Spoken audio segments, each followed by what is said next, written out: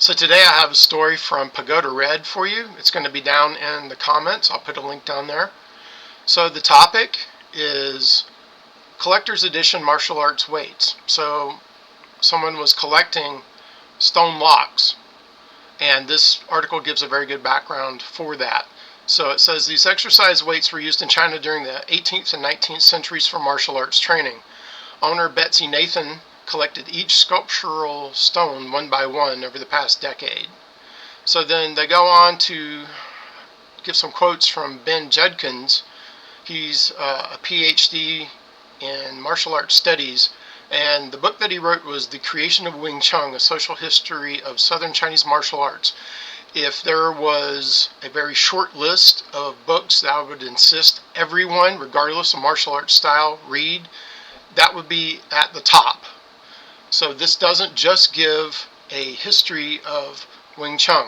It actually gives a history of a lot of Chinese Kung Fu in the mid to late 1800s. And the stuff that he goes over isn't the kind of stuff you're going to hear anywhere else.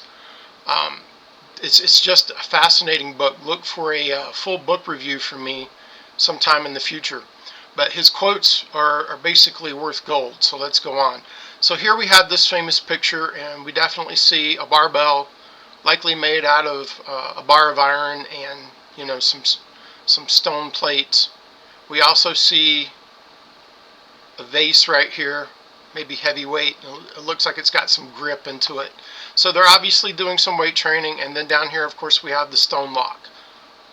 So these stone weights speak to a very specific time and place in Chinese history in the late 19th century. The self-strengthening movement followed military defeats at the hand of the French and British empires.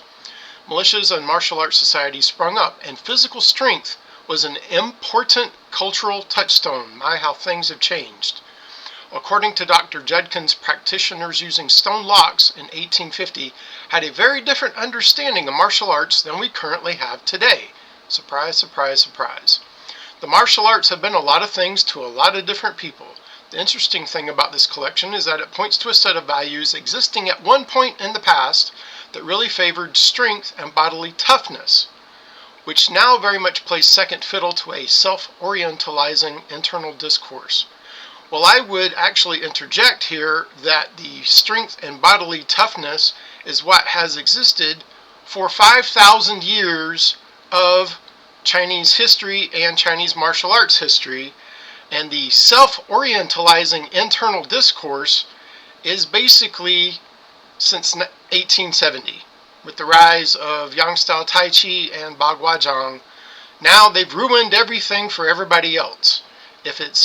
He calls it a self-orientalizing internal discourse. I would call it a self-infantilizing internal discourse.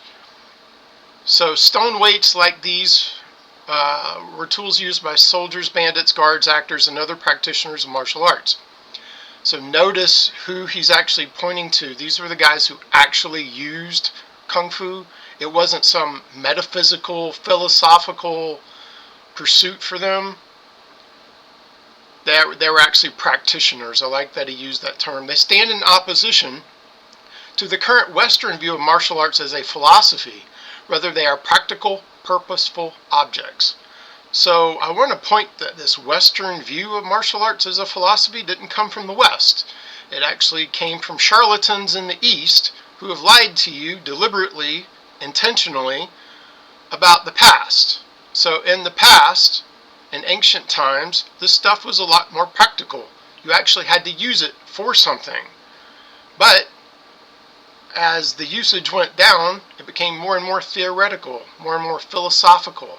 And notice that he's actually calling these practical, purposeful objects. Yeah, we need to get back to that, especially the purposeful part. So it was not until the end of the 19th century that people began to put together the big stories that we expect to see associated with arts like Tai Chi today. In fact, the sorts of martial arts that people practice today are very much a product of modernity, rather than being something ancient and timeless. Thank you, Dr. Judkins, for saying the truth. All of these big stories that people are really addicted to is all because of Yang-style Tai Chi. Thanks a lot. Much appreciated for ruining it for all of us. So the sorts of martial arts that people practice today are part of the modern times. They are not ancient. They're not timeless. Okay? You have people who like to act like they are, like this stuff goes back thousands of years, and it really doesn't. It goes back to about 1850, 1870 at best, and that's it. And instead, those people who are doing the new thing are criticizing those of us who are trying to practice in the old ways. Nothing is new under the sun. This has been going on for a while. Despite shifting perspectives on the martial arts, many people still practice it today, mainly for strength building. I believe here he's talking about the stones themselves. Some serious Chinese wrestlers and martial artists continued to use the stones, and a recent tournament at Shaolin included stone weights in one of the events, according to Dr. Judkins. There is an old pattern of using specially carved stones to train and test strength. He's talking about the examination stones for the military. It was part of the military examination system which went back many dynasties. Okay, you need to know that each dynasty was hundreds of years long. So he's not talking about centuries, he's talking about dynasties. That goes back thousands of years. Ancient history, not 1870 till now history. While archery was the most important part of these exams, contestants were also expected to manipulate blocks of carved stone and heavy knives. So they had to actually pull a really heavy bow, and they actually had to pull it until its furthest point. So this bow was really quite heavy, and the carved stone that he's talking about here, these examination stones, it was basically a deadlift.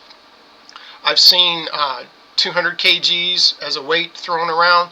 200 kgs would be about 450 to 500 pounds. So that's a pretty good deadlift. And the heavy knives would be the heavy guandals. So they had to swing those, and they were much heavier than the regular knives that that were actually used as weapons. Now I've seen Tai Chi people negatively comment on this when I say, well, you couldn't swing this, and they're like, well, those aren't real weapons. Okay, they were meant as a test of your strength.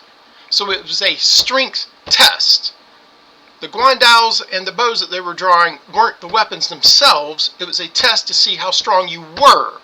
So my challenge to them was, let's see any of you use your chi, your tensegrity, your, I don't know, your stone strength, or whatever the heck it is that people are whining about these days, you know, fascia or whatever. Let's see any of you go pick up 450 pounds off the ground. No takers. Let's see you swing a 50 kg guandao. No takers. Can't do it. Let's see you pull a bow that's 100 weight. And I don't mean, I'm talking about the draw strength. You can't do it. Alright? So some individuals still use these stone blocks. However, this sort of training is not nearly as popular as it once was. Yeah, it's hard work. No one really wants to do that these days. Perhaps the most interesting thing about the stone blocks is that their use seems to be going through a bit of a resurgence right now, because we're tired of being lied to. Even though they don't nicely fit into the current discourse. Yeah, they don't fit at all. In that way, they are a little bit like kettlebells, which have reappeared in trendy gyms everywhere. Well, that's been going on now for about 25 years. So I think we're a little bit past the trendy thing. So they are having a bit of a resurgence because a lot of us got tired of being lied to and being told that we need to pay fees for 20 to 30 years waiting for the magical chi to come up out of the ground and blow away the NFL football team, and that never ever happens. So at the end here, he's pointing to a really nice reason why a lot of this has happened. And I was a little surprised that they went into this direction, but this was a very good way to wrap this up. Lastly, we couldn't leave without asking him about the difference between martial arts and Kung Fu. And this goes back to the discourse that has changed. So he indulged us with his explanation. So listen to this. Kung Fu, which technically means something like hard work or effort, it actually means hard work or effort over time, is also a popular term for the martial arts in America, because it was and still is a very common slang term which was widely adopted in southern China in the early 20th century. Immigrants from that region, and one in particular named Bruce Lee, brought the term with them. So most people don't know this, but Hua Chao, overseas Chinese, most of them are Cantonese. So overseas Chinese are different from mainland Chinese in a way that, because they've already left. So a lot of the people that came to America were Cantonese. So they brought their term from southern Shaolin with them, which was Gong Fu. So immigrants from that region, including Bruce Lee, brought that term with them. However, here's the switch. Martial artists from northern China are often irritated by the term. Why the irritation? And insist that it's improper and we should all be calling this wushu. Although a number of southern masters refuse to do that for their own ideological reasons. Yes, why?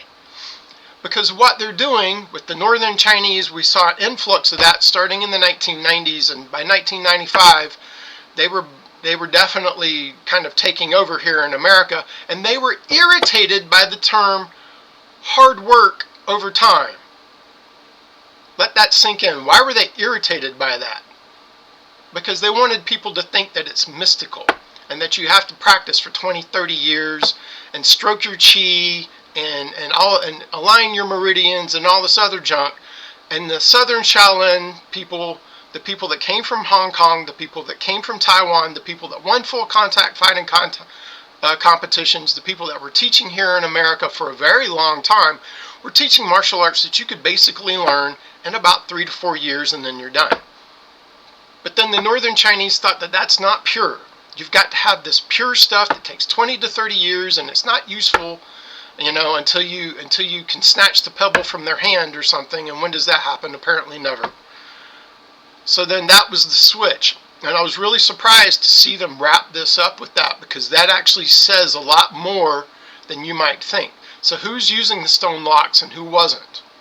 So this kind of shows the split between the North and the South, and then the people who came here before and then the people who came here after. And this is why the discourse changed. This is why it moved away from being something you could actually do into being something that you almost can't do in this lifetime. So I'm going to put a link to this article down in the description, so give it a look and see what you think. Until next time, 再见.